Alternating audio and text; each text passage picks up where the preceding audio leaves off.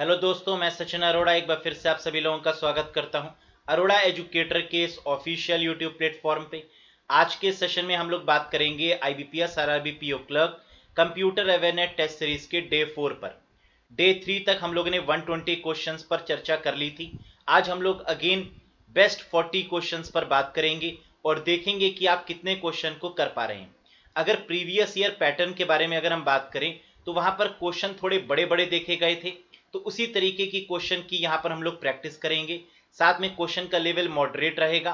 तो आप कितने क्वेश्चन यहाँ पर कर पा रहे हैं, कितने क्वेश्चंस के आपने सही आंसर दिए, ये मुझे कमेंट बॉक्स में कमेंट करके आप जरूर बताइएगा। तो चलिए शुरू करते हैं और देखते हैं आज के सेशंस के best 40 questions. Have a look. देखिए, साथ ही साथ हम आपको ये भी बता दें कि जैसे कि कैंडिडेट की डिमांड थी कि सर बहुत ही कम समय में कैसे हम अपने कंप्यूटर सब्जेक्ट को full out of full score ला सकते हैं और full out of full score में कन्वर्ट कर सकते हैं, क्योंकि ये कंप्यूटर आपका स्कोरिंग है। तो 40 क्वेश्चन अगर आपको एग्जाम में मिल रहे हैं और 40 में से अगर आप सारे क्वेश्चन सही कर लेते हैं तो सोचिए कि आपका स्कोर कितना बढ़िया हो जाएगा। तो बिल्कुल ये पॉसिबल है, और वो भी सिर्फ 35 क्लासेस को देखने के बाद, क्योंकि इन 35 क्लासेस में हमने सारे कॉन्सेप्ट क्लियर कर दिए हैं और सारे एमसीक्यूज आपको बता दिए हैं। तो जितनी भी पॉसिबिलिटी हो सकती है, क्वेश्चन पेपर जितना भी टफ क्यों ना हो, यहाँ पर आप full out of full score करेंगे, ये गारंटी मेरी है। और यहाँ पर आपका जो टास्क रहना चाहिए वो क्या, कि एक बार सभी वीडियोस को आप देखें। वीडियोस को देखने के बाद नेक्स्ट जो आप रिवाइज करें वो पीडीएफ की मदद से करें, क्योंकि यहाँ पर हमने आपको वीडियोस, पीडीएफ और कैप्सूल सब कुछ प्रोवाइड किया है। और एग्जाम में जाने से पहले कैप्सूल की मदद से आप पूरे कंप्यूटर को एक बार रिकॉल भी कर सकते हैं। और आप इस बैच से अगर जुड़ना चाहते हैं तो डिस्क्रिप्शन बॉक्स में बाय लिंक आपको मिल जाएगा, वहां से आप क्लिक करके इससे जुड़ जाइएगा। और साथ ही साथ अगर आपकी कोई भी क्वेरी है तो दिए गए नंबर पर आप कॉल या व्हाट्सएप भी कर सकते हैं। तो चलिए आज के सेशन की शुरुआत करते हैं। ये रहा पहला क्वेश्चन आपके स्क्रीन के ऊपर। बताइए क्या होगा correct answer. What is the overall term for creating, editing, formatting, storing, retrieving and printing a text document? कह रहा है कि create, edit, format, store, retrieve या प्रिंट करने के लिए हम किस सॉफ्टवेयर की मदद लेते हैं। तो ये जो सॉफ्टवेयर है ये सब करने के लिए वो कहलाता है आपका वर्ड प्रोसेसिंग सॉफ्टवेयर, जैसे कि आपका वर्ड पैड हो गया या फिर आपका एमएस वर्ड हो गया, है ना। ये सब आपके वर्ड प्रोसेसिंग सॉफ्टवेयर होते हैं। तो आंसर यहां पर बनेगा फर्स्ट वन। नेक्स्ट क्वेश्चन देखिए। It is a form of denial of service attack in which a hostile client repeatedly send sync packet to every port on the server using fake IP address। देखो यहां पर आपको यह पता होना चाहिए कि डिनाइल ऑफ सर्विस क्या होता है और डिस्ट्रीब्यूटेड डिनाइल ऑफ सर्विस क्या होता है।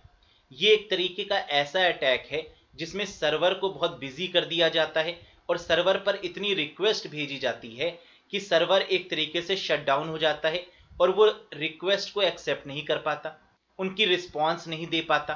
तो इस तरीके के अटैक को बोला जाता है distributed denial of service attack या डिनाइल ऑफ सर्विस अटैक। तो यहां पर रिपीटेडली सेंड सिंक पैकेट, यानी लगातार पैकेट्स को भेजा जा रहा है। तो इस तरीके की एक्टिविटी को क्या बोलते हैं। आंसर है इस तरीके की एक्टिविटी को सिंक फ्लडिंग के नाम से जानते हैं। तो आंसर यहां पर आपका बनेगा third one, that is SYN flooding. Clear है। नेक्स्ट देखिए। A set of rules for telling the computer what operation to perform is called। वो सेट ऑफ रूल्स जो बता रहे हैं कंप्यूटर को कि क्या करना चाहिए, कौन से ऑपरेशंस को परफॉर्म करना चाहिए, इसे क्या बोलते हैं। Procedural language, structures, natural language, command language या प्रोग्रामिंग लैंग्वेज। बिल्कुल सही, and the correct answer is programming language. तो प्रोग्रामिंग लैंग्वेज की मदद से ही हम लोग प्रोग्राम या सॉफ्टवेयर को डेवलप करते हैं और सॉफ्टवेयर की मदद से ही हम कंप्यूटर को बताते हैं कि उसे क्या एक्टिविटी परफॉर्म करनी है। नेक्स्ट क्वेश्चन देखिए। In power point the header and footer button can be found on the insert tab in what group. कह रहा है पावर पॉइंट में हेडर और फुटर बटन दिया होता है, बिल्कुल सही बात है। Can be found on the insert tab, जो इंसर्ट टैब के अंदर होता है। इन व्हाट ग्रुप, यानी आपको ग्रुप का नाम बताना है। इंसर्ट पर क्लिक करके हम लोग टेक्स्ट ग्रुप में जाते हैं तब हेडर और फुटर का बटन हमें दिखता है ना। तो यहां पर आंसर क्या होने वाला है, that is text group. Very important question है, याद रखिएगा इसको। नेक्स्ट देखिए, a program either talk or music that is made available in digital format और automatic downloaded over the internet is called. कह रहा है एक ऐसा प्रोग्राम जिसकी मदद से कुछ डिस्कशन किया जा सकता है, टॉक और म्यूजिक की जा सकती है, डिजिटल फॉर्मेट में ये इंटरनेट पर अवेलेबल है फ्री ऑफ कॉस्ट, है ना। तो जहां पर हम डाउनलोड भी कर सकते हैं इसको। तो ये क्या है, विकी, ब्रॉडकास्ट, वॉडकास्ट, ब्लॉग या पॉडकास्ट। बिल्कुल सही और करेक्ट आंसर है यहाँ पर पॉडकास्ट, है ना। इसे पॉडकास्टिंग बोला जाता है। अमेरिका जैसे शहरों में ये बहुत ज़्यादा फेमस है ना। तो अमेरिका में ये पॉडकास्टिंग बहुत चलती है और इंडिया में ब्रॉडकास्टिंग ज़्यादा चलती है ना। जैसे आप हमें देख पा रहे हैं तो ये ब्रॉडकास्ट है। अगर आप हमें देख ना पा रहे होते, सिर्फ सुन पा रहे होते, तो ये एक तरीके से क्या है, वो पॉडकास्टिंग में काउंट होता है। नेक्स्ट देखिएगा, what is the name given to those applications that combine text, sound, graphics, motion, video and or animation। कह रहा है आपको उस एप्लीकेशन का नाम बताना है जिसके through text, sound, graphic, motion in सबको हम इंक्लूड करते हैं। तो इन सबको एक साथ क्या बोला जाता है, motion ware, graphics, infographics, multimedia या ब्रॉडकास्ट। वेरी गुड, ये सब आपके मल्टीमीडिया में काउंट होता है। तो मल्टीमीडिया का मतलब क्या होता है, जब आप किसी भी प्रेजेंटेशन में text, sound, graphics, motion, video, animation इन सब का यूज करते हैं, तो that is called as multimedia. Next, what refers to a set of characters of a particular design. Set of characters particular design के, इनको क्या कहा जाता है, की फेस, फॉर्मेशन, कैलीग्राफ, स्टेंसिल या type face. Very good, and the correct answer is calligraph. तो third यहां पर बिल्कुल करेक्ट आंसर होगा। कैलीग्राफ को ही एक स्पेशल सेट ऑफ कैरेक्टर एक पार्टिकुलर डिजाइन के फॉर्मेट ट्रीट किया जाता है। नेक्स्ट देखिए, dash allows you to access your email from anywhere. आप ईमेल को कहीं से भी एक्सेस कर सकते हैं 24/7 किसी भी डिवाइस से।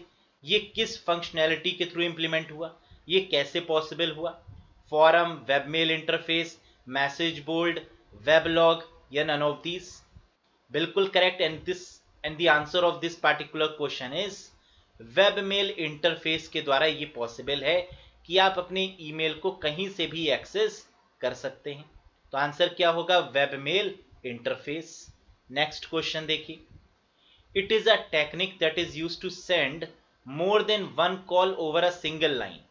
एक ही लाइन पर एक से ज्यादा कॉल को भेजना, यानी यहां पर इनपुट्स आप देख सकते हैं कई सारे हैं, लेकिन आउटपुट जो है वो एक जनरेट हो रहा है। तो इस टेक्निक को क्या बोला जाता है, digital transmission, infrared transmission, digitising, streaming या मल्टीप्लेक्सिंग। करेक्ट आंसर है यहां पर, this is called multiplexing. Next question देखिएगा, a mistake in an algorithm that causes incorrect result is called. कह रहा है एल्गोरिथम में जो मिस्टेक, जो एरर हो जाती है, जो बग हो जाती है और जिसकी वजह से इनकरेक्ट रिजल्ट यानी आउटपुट आपका गलत हो जाता है, इस तरीके की मिस्टेक को, इस तरीके की एरर को, इस तरीके के बग को क्या कहा जाता है जो एल्गोरिथम में पाई जाती है। Logical error, syntax error, procedural error, compiler error या मशीन एरर। बिल्कुल, और यहां पर करेक्ट आंसर आपका बनने वाला है लॉजिकल एरर। याद रखिएगा, अगर कभी भी एल्गोरिथम की एरर के बारे में पूछा जाएगा तो आंसर क्या होगा, logical error is the correct one. Next देखिए, it is a technique that makes the RAM appear larger than it is. यानी ये कौन सी टेक्निक है जिसके द्वारा रैम का साइज तो कम होता है लेकिन ऐसा लगने लगता है कि रैम का साइज ज्यादा है। तो ऐसी टेक्निक का आपको नाम बताना है। ऐसी कौन सी मेथोडोलॉजी है, ऐसी कौन सी टेक्निक है, बाइट मैपिंग, प्रिमिटिव मल्टीटास्किंग, रोम, रैम या वर्चुअल मेमोरी। बिल्कुल सही, and the correct answer is virtual memory. Virtual memory एक ऐसा कॉन्सेप्ट होता है जिसमें रैम क्या करती है, हार्ड डिस्क से स्पेस को उधार मांग लेती है, यानी हार्ड डिस्क से स्पेस उधार लेना, इसी को बोला जाता है एक तरीके से वर्चुअल मेमोरी। और रैम को लगने लगता है कि उसके पास बहुत ज़्यादा स्पेस हो गई है और वो उन एप्लीकेशंस को भी रन कर सकती है, एग्जीक्यूट कर सकती है, जो रैम के साइज से भी बड़ी है। तो इसी कॉन्सेप्ट को हम लोग बोलते हैं क्या? That is virtual memory. Clear है?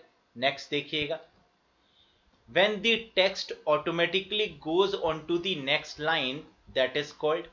आप लोग ने एक चीज नोटिस करी होगी, कई बार एक ऑप्शन होता है जिसके थ्रू जब हम टाइप करते हैं कोई भी टेक्स्ट तो वो ऑटोमेटिकली बिना एंटर किए नेक्स्ट लाइन में स्विच हो जाता है। तो ये किस फंक्शनैलिटी के थ्रू पॉसिबल है, ये आपको बताना है। Text wrap, page wrap, wrap word, word wrap, या फिर none of these. And the correct answer is word wrap, यानी फोर्थ यहां पर आपका करेक्ट आंसर बनेगा। नेक्स्ट क्वेश्चन देखिए, which ports connect special type of music instrument to sound card. देखिए बहुत तरीके के पोर्ट्स होते हैं कंप्यूटर में, जैसे यूएसबी पोर्ट हो गया है ना, इसके साथ में SCSI पोर्ट होता है, पहले के समय में पैरेलल पोर्ट, सीरियल पोर्ट्स है ना, ये सब यूज होते थे। तो म्यूजिक के लिए आपका कौन सा पोर्ट यूज होता है? आंसर है MIDI पोर्ट। बस नहीं, CPU नहीं, USB नहीं, SCSI नहीं। SCSI बेसिकली आपकी हार्ड डिस्क के पॉइंट ऑफ व्यू से यूज होता है और MIDI आपकी म्यूजिक इंस्ट्रूमेंट यानी साउंड कार्ड के लिए यूज होता है। तो आंसर क्या होगा? Fourth one. MIDI की देखिए फुल फॉर्म भी काफी इंपॉर्टेंट है, याद रखिएगा, musical instrument digital interface is the correct one. Musical instrument digital interface. Next question, which is the first automatic electronic digital computer. ये एक ऐसा क्वेश्चन है जो अक्सर कैंडिडेट को कंफ्यूज करता है। Which is the first automatic electronic digital computer? इनियाक, mark 1, Z3, ABC या परम?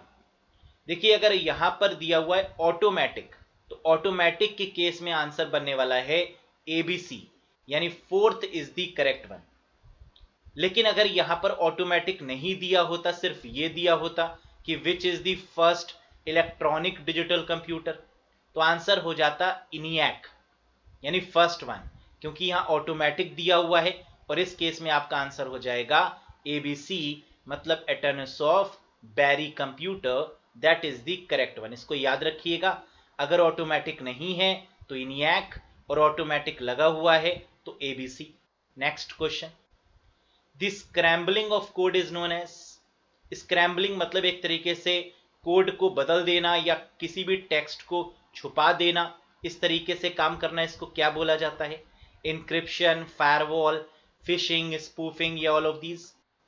बिल्कुल सही, यानी यहां पर टेक्स्ट को एक तरीके से साइफर टेक्स्ट में कन्वर्ट किया जा रहा है and this is called as encryption. Hidden form में डेटा को रखा जा रहा है और इसे क्या बोलते हैं?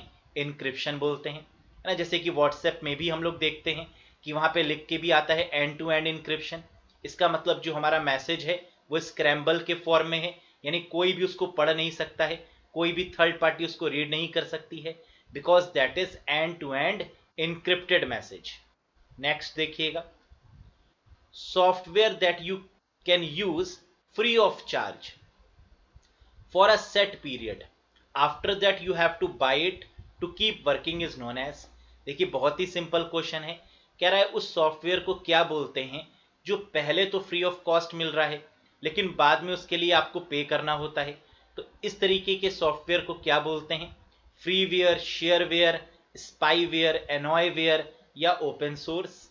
बिल्कुल, and the correct answer is shareware, यानी वो सॉफ्टवेयर जो पहले ट्रायल पीरियड के लिए आपको दिया गया है, यानी आप यूज करके देख लीजिए, है ना, तो और बाद में उसके लिए आपको पेमेंट देना होता है, जैसे कई बार एंटीवायरस इस तरीके से दिए जाते हैं, तो that is what we called as shareware. Freeware क्या होता है? यानी जो टोटली फ्री ऑफ कॉस्ट है वो फ्रीवेयर हो गया, जैसे व्हाट्सएप आपका फ्रीवेयर है एक तरीके से, आप फेसबुक को कह सकते हैं वो भी फ्रीवेयर है। स्पाईवेयर क्या होता है? स्पाई का मतलब होता है मॉनिटर करना, यानी एक ऐसे आप कह सकते हैं हैकिंग टेक्निक जिसके थ्रू आपको मॉनिटर किया जा रहा है, आपकी एक्टिविटीज पर निगरानी रखी जा रही है, दैट इज कॉल्ड स्पाईवेयर। एनॉयवेयर का मतलब क्या होता है? यानी एक ऐसे सॉफ्टवेयर जो बार बार पॉपअप के फॉर्म में आपके पास में आ रहे हैं और आपको एनॉय कर रहे हैं यानी परेशान कर रहे हैं, तो these popups are called as annoyware, है ना। जैसे पेमेंट के लिए कई बार अलर्ट आता है कि पे करिए पे करिए, तो इस तरीके के एनॉयवेयर यानी काफ़ी जो इरिटेट करते हैं ना, दैट आर कॉल्ड एज एनॉयवेयर। एनॉयवेयर को बैगवेयर के नाम से भी जाना जाता है ना, याद रखिएगा। ओपन सोर्स का मतलब होता है जो फ्री ऑफ कॉस्ट हो और जिसके सोर्स कोड पे हम एडिटिंग भी कर पाए। जैसे लाइनेक्स ऑपरेटिंग सिस्टम आपका कैसा है, ओपन सोर्स है यानी फ्री ऑफ कॉस्ट है और एडिटिंग भी यहां पर की जा सकती है। नेक्स्ट देखिएगा, a type of virus malicious code that looks for security loopholes in a system and uses that to replicate itself is known as। देखिए बहुत ही प्यारा सा क्वेश्चन कह रहा है तो ये एक वायरस का एक टाइप है, एक तरीके का वायरस ही है, या आप कह सकते हैं मैलिशियस कोड है, मेलवेयर है।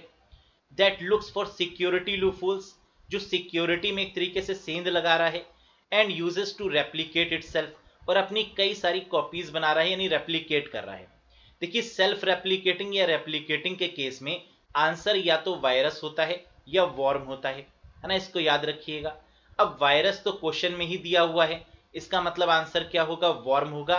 Right once read many is the correct one. तो क्वेश्चन पढ़ के ही आपको आंसर समझ में आ जाना चाहिए, है ना। अगर यहाँ पर वायरस और वॉर्म दोनों होता तब भी हम जो प्रायोरिटी देते वो किसको देते, वॉर्म को देते, राइट।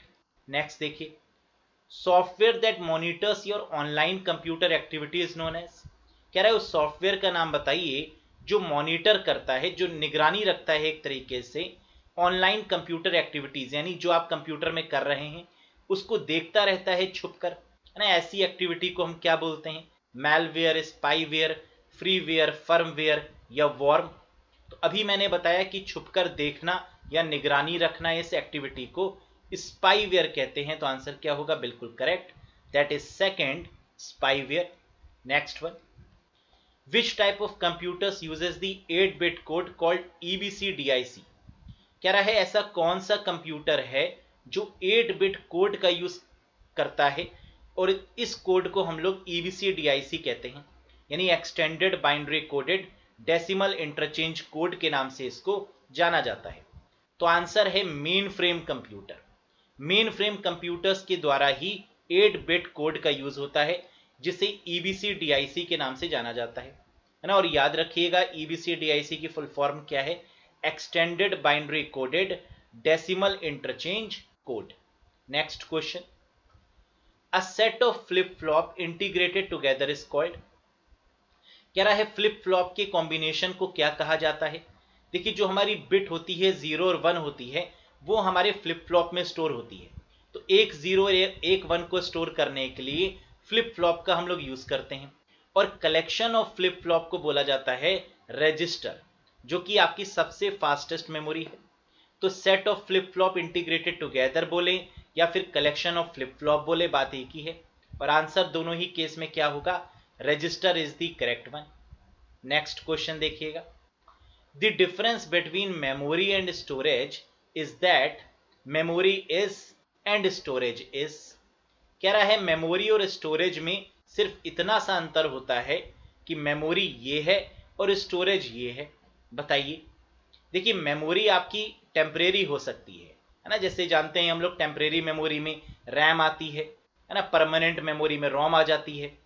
तो यहाँ पर मेमोरी हमारी टेम्परेरी हो सकती है लेकिन स्टोरेज हमेशा परमानेंट होगी, है ना, इसको याद रखिएगा। स्टोरेज हमेशा कैसी होती है, परमानेंट होती है।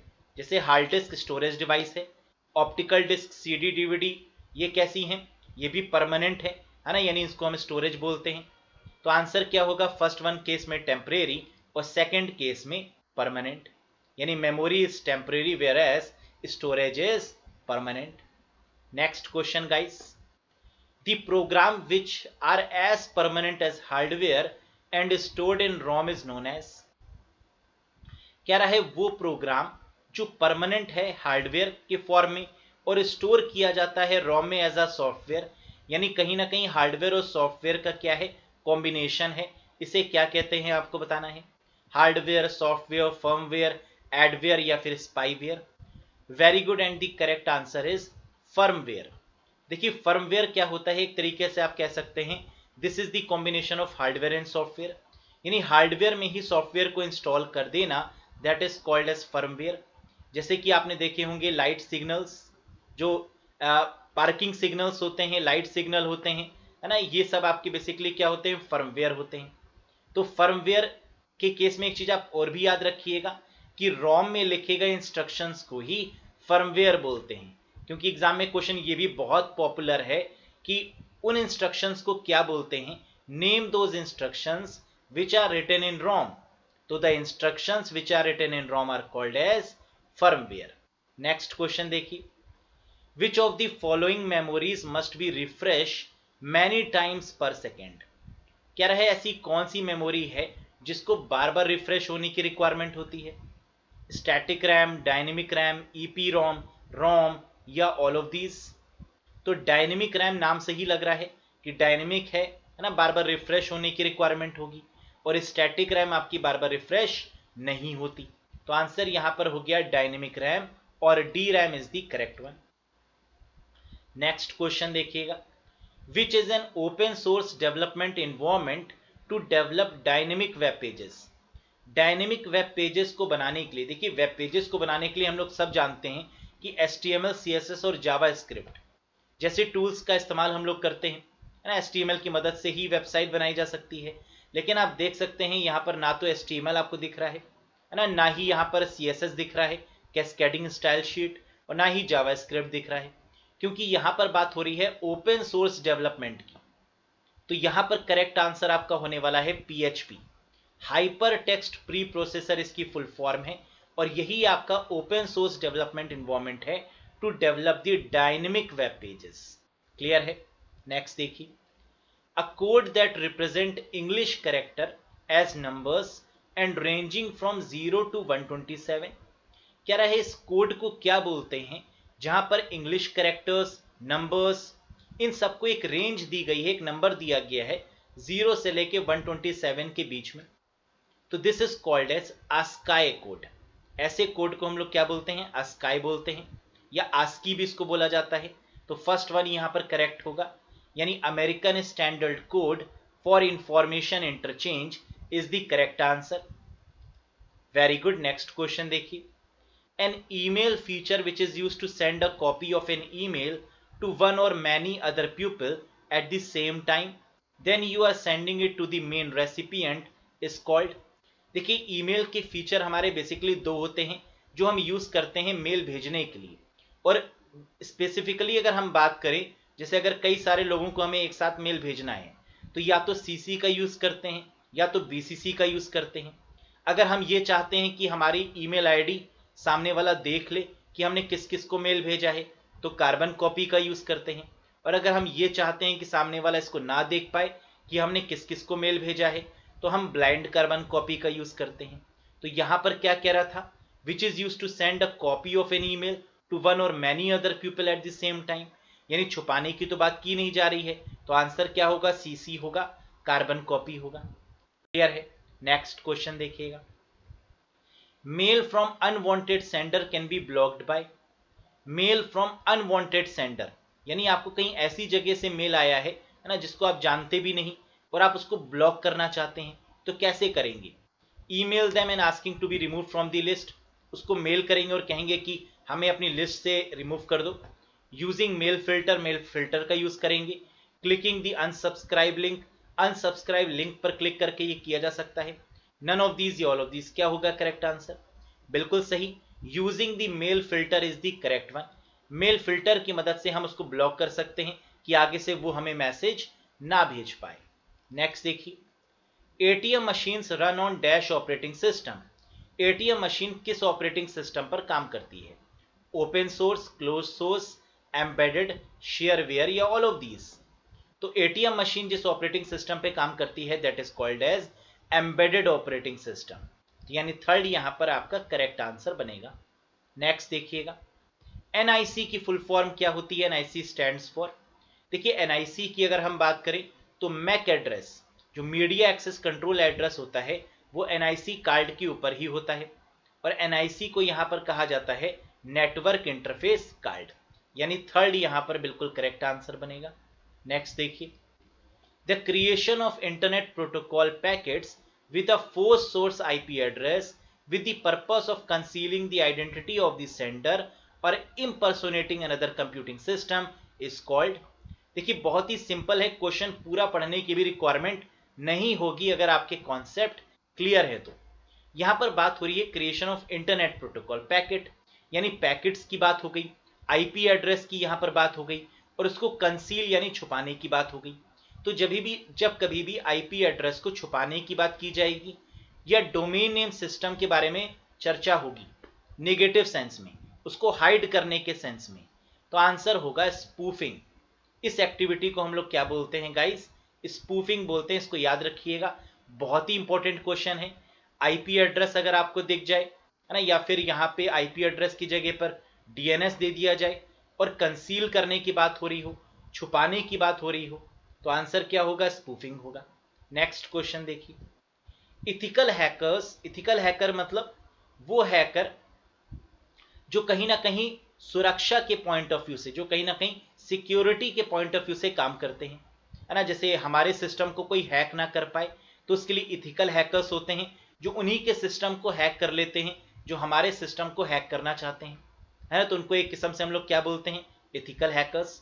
जैसे अपनी सुरक्षा में चलाई गई गोली जो होती है ना, वो अपराध नहीं मानी जाती है, उसको किसी क्राइम की कैटेगरी में नहीं रखा जाता है, उसको सेल्फ डिफेंस बोला जाता है। तो जैसे जो सेल्फ डिफेंस है वही यहाँ पर इथिकल हैकर का काम हो रहा है। तो ethical hacker who use their skill to secure the integrity of computer system और नेटवर्क इज कॉल्ड।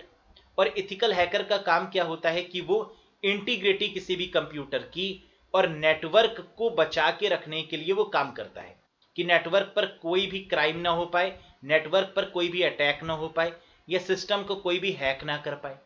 तो इथिकल हैकर्स कैसे हैकर माने जाते हैं? Black hat, white hat, green hat, all of these या none of these? And the correct answer is this is called white hat hacker. इन्हें white hat hacker के नाम से जानते हैं। क्लियर है? नेक्स्ट देखिए, the most widely use type of database management system is. कह रहा है सबसे ज्यादा जो पॉपुलर डेटाबेस मैनेजमेंट सिस्टम यानी डीबीएमएस है वो कौन सा है? फ्लैट डेटाबेस है, नेटवर्क डेटाबेस है, रिलेशनल है, हायरार्किकल है, या ऑल ऑफ दीज है? Very good. और यहां पर करेक्ट आंसर होगा रिलेशनल डेटाबेस। देखिए जो रिलेशनल डेटाबेस होता है यही सबसे ज्यादा यूज होता है ना, जिसे आरडीबीएमएस भी हम लोग बोलते हैं, रिलेशनल डेटाबेस मैनेजमेंट सिस्टम बोलते हैं।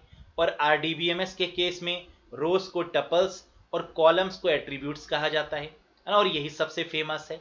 नेक्स्ट देखिए, what is considered as the backbone of the world wide web. World wide web की जो बैकबोन है, जो मेन कंपोनेंट है वो क्या है? यूआरएल, एचटीएमएल, एचटीटीपी, एसएसएल या एफटीपी? तो क्या लगता है आपको www वर्ल्ड वाइड वेब का मेन बैकबोन हम किसको बोल रहे होंगे? बिल्कुल सही है, and the correct answer is HTTP, hypertext transfer protocol is considered as the backbone of the world wide web. Next question, Google acquired Android back in. देखिए एंड्रॉइड को डेवलप किया था मिस्टर एंडी रूबिन ने, और Google ने इसको acquire कर लिया एंड्रॉइड ऑपरेटिंग सिस्टम को बिकॉज ऑफ इट्स पॉपुलरिटी। आप जानते हैं एंड्रॉइड कितना फेमस है ना। तो गूगल ने ये देख लिया था कि एंड्रॉइड काफ़ी बेहतर है और ये मार्केट में जरूर छाएगा, और इसलिए गूगल ने एंड्रॉइड ऑपरेटिंग सिस्टम को एक्वायर कर लिया, मतलब खरीद लिया था। और ये किस ईयर में ये परचेज हुआ था, किस ईयर में एक्वायर किया गया था, आपको ये बताना है। 2003, 2005, 2008, 2011 या 2019? करेक्ट आंसर होगा 2005 में ये एक्विजिशन हुआ था गूगल के द्वारा। तो 2005 is the correct one. Next question, a device that regenerate the signal transmitted on a cable in a network is called. Networking से ये क्वेश्चन है और पूछा जा रहा है उस डिवाइस का नाम बताइए, उस नेटवर्किंग डिवाइस का नाम बताइए जो रीजनरेट करता है सिग्नल को, जो सिग्नल को दोबारा से जनरेट करता है, यानी उसकी लेंथ को बढ़ा देता है ना, और सिग्नल को डिग्रेड भी नहीं होने देता। तो ऐसी कौन सी डिवाइस है? रिपीटर, राउटर, ब्रिज, स्विच या gateway? Very good, and the correct answer is repeater का ये टास्क होता है कि वो किसी भी सिग्नल को रीजनरेट करे। आंसर होगा first one, that is repeater. Next question देखिए, An intelligent hub that has the ability to determine the destination of a packet sent across the network is called. बहुत ही आसान सा क्वेश्चन है, कह रहा है इंटेलिजेंट हब। देखिए हब कभी भी इंटेलिजेंट नहीं होता है, लेकिन अगर कभी भी हब के साथ में इंटेलिजेंट लग जाए तो इसका मतलब वो स्विच होता है। तो इंटेलिजेंट हब को हम लोग क्या बोलते हैं, स्विच बोलते हैं। तो बिना पूरा क्वेश्चन पढ़े आप एक टर्म से अगर आपके कॉन्सेप्ट क्लियर हैं तो आप आंसर लगा सकते हैं। Intelligent hub is called switch, तो सेकंड यहां पर आपका करेक्ट आंसर होगा। नेक्स्ट क्वेश्चन को देखिएगा। It is required at each end to absorb the signal so that it does not reflect back across the bus. देखो ये भी क्वेश्चन काफी आसान है। कह रहा है यहां पर बस की बात हो रही है, मतलब बस टोपोलॉजी की बात हो रही है, और बस टोपोलॉजी में यहां पर एंड्स की बात हो रही है। तो आपको ये याद रखना है कि बस टोपोलॉजी में जो एंड्स होते हैं, यानी जो स्टार्टिंग एंड होता है और जो एंडिंग एंड होता है ना, दोनों तरफ के जो एंड्स होते हैं, जो कॉर्नर होते हैं, उनको टर्मिनेटर बोला जाता है। तो यानी बस टोपोलॉजी में यहां पर आंसर आपका क्या बनने वाला है, second, that is called terminator. Next question. Layer which translate data format and deals with compression of data and network security is known as।